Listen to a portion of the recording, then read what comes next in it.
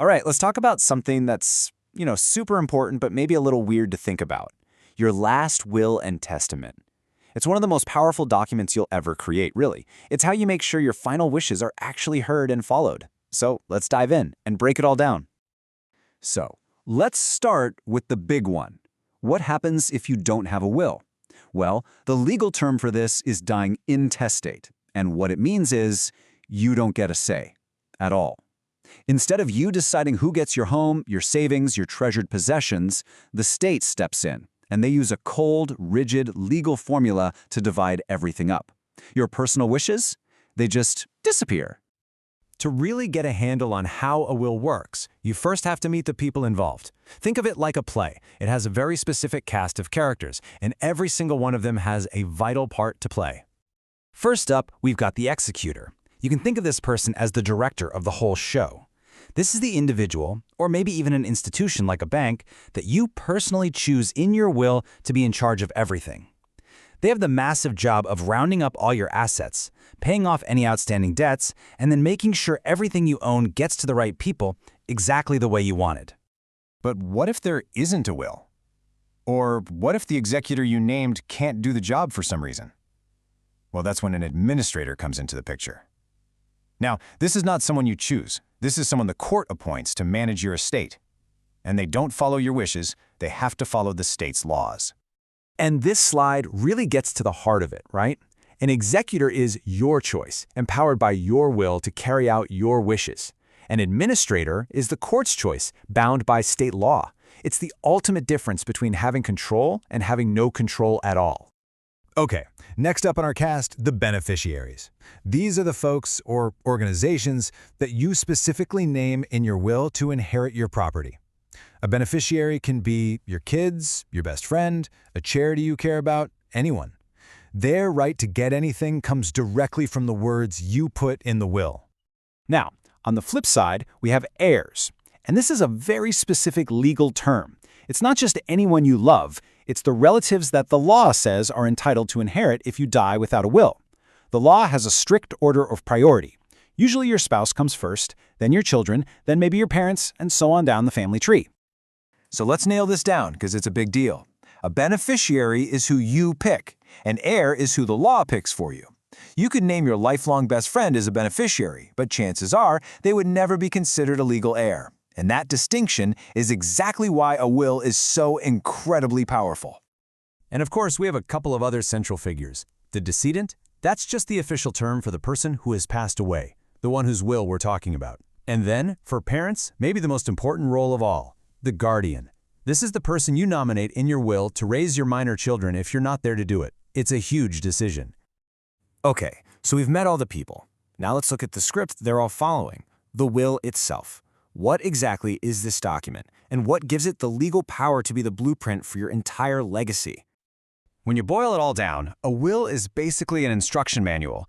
It's the legal, written guide you leave behind that clearly states your directions for who gets your property and what your other final wishes are. Simple as that. And inside that manual, you'll find these key sections.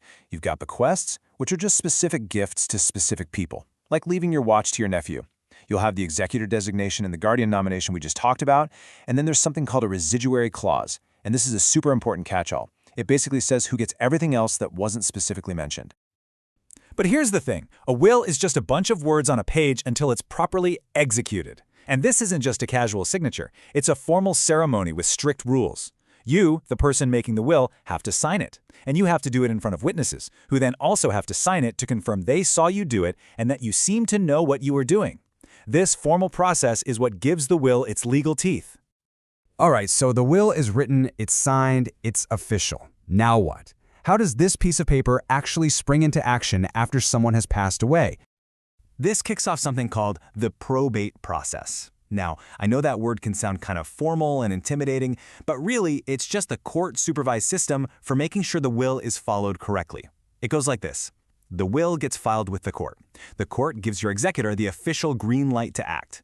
The executor then gathers up all the assets and pays off any debts. And finally, whatever is left over gets distributed to the beneficiaries, all under the court's supervision.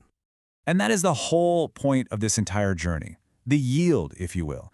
It's all about filtering through the legal requirements and the finances to achieve one simple final goal: the lawful, orderly transfer of your assets to the people you wanted to have them. It's about making your intentions a reality. Of course, for any of this to work, the will itself has to be legit. The law has a lot of safeguards built in to protect against things like fraud or someone being pressured. So let's look at what makes a will legally solid and how you can actually change it if you need to. For a will to hold up in court, it has to check a few really important boxes. First, testamentary capacity. That means you were of sound mind and understood what you were doing. Second, testamentary intent. You actually meant for this document to be your will. We've already talked about proper execution.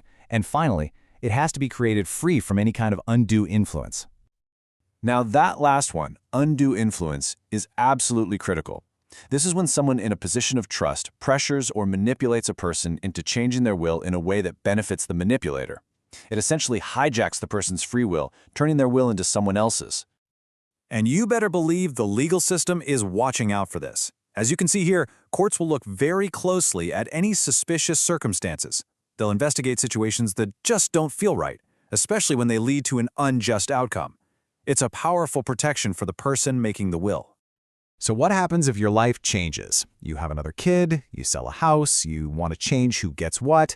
Do you have to start all over? Well, not necessarily.